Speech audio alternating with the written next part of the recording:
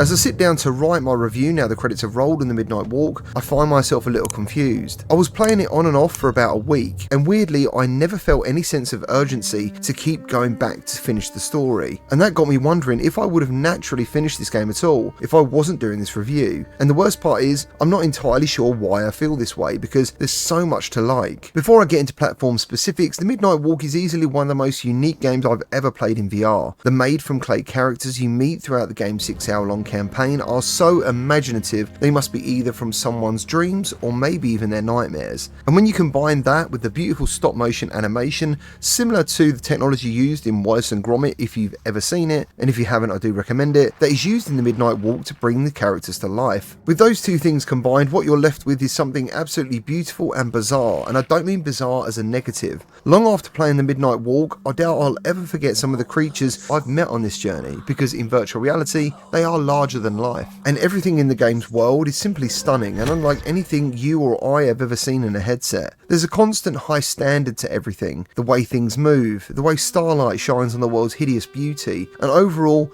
I would say it's hauntingly pretty. And the music is absolutely incredible too. It rises and falls at the right moments to add some pretty intense, sad and happy vibes to what's happening in the headset. So now you know how I feel about the visuals, let's discuss the story, and I'll try to avoid any spoilers.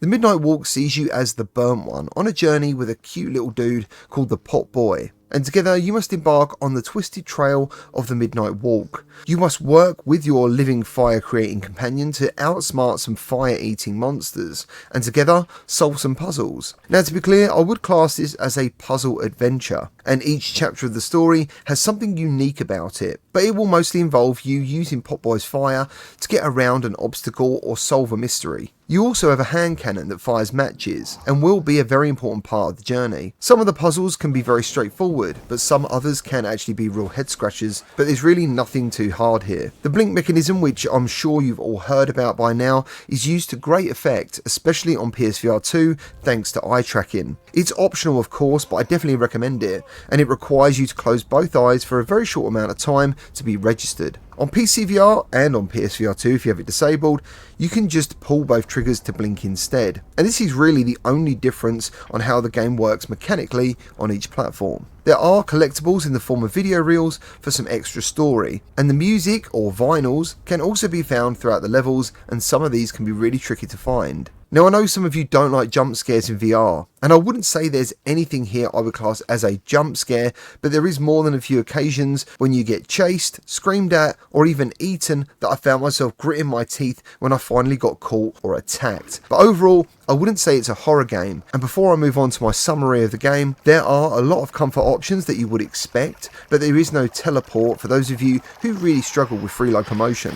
On PSVR 2, the game is reprojected, and it suffered a very low resolution in early access. Since it was still 5 or 6 days before the launch, I informed the developer about the issue, and luckily they were already aware, and they dropped a new patch late last night, which I waited for to test before writing this review. And even though it is definitely an improvement on what it was, the Midnight Walk unfortunately still looks much softer than many titles nowadays on PSVR 2, so please keep this in mind. So if you have a PC and PSVR 2 and are concerned about resolution or image clarity, then I would, as of right now at least, buy the Steam version, which looks absolutely stunning by the way. But you will obviously lose the cool eye tracking feature on PSVR 2. For me personally, I would happily play this on PSVR 2, but I can already see the Reddit outrage incoming. A lot of us want hybrid titles for VR, so things like this should not be a surprise, but the devs may even take this game a step further in time, especially knowing we have PS5 Pro available as well. In terms of bugs and negatives, there was only one area near the end of the game that had some weird graphical issue, and it was covering up the path that me and Potboy were walking on. Upon reloading, the issue had gone,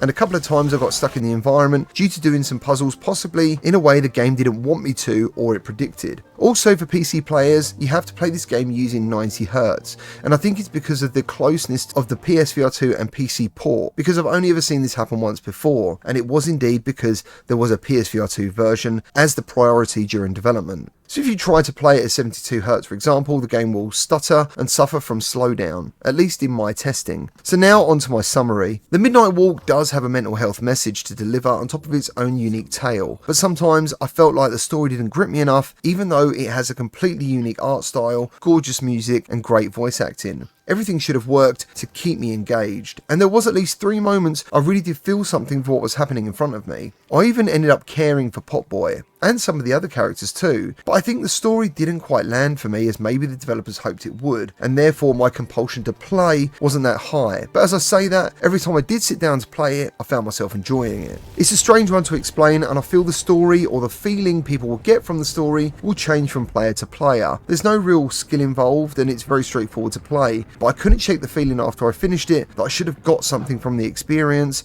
and I'm not quite sure what that is right now. So with all that being said, I unfortunately give it a wait for a sale recommendation, at least for the VR version, especially with the low resolution on PSVR 2. I hate saying it because technically it's brilliant and it does so much right, and it's even something I would like everyone to see in VR, but it's not a game I think everyone will appreciate and they may even get a little bit bored with. Well, that's all I've got for you today. I hope this video helps you make a decision, and if it does, please leave a like and subscribe for more VR content. And if you choose to buy the Midnight Walk, be sure to come back and let others know your thoughts on the game down in the comment section.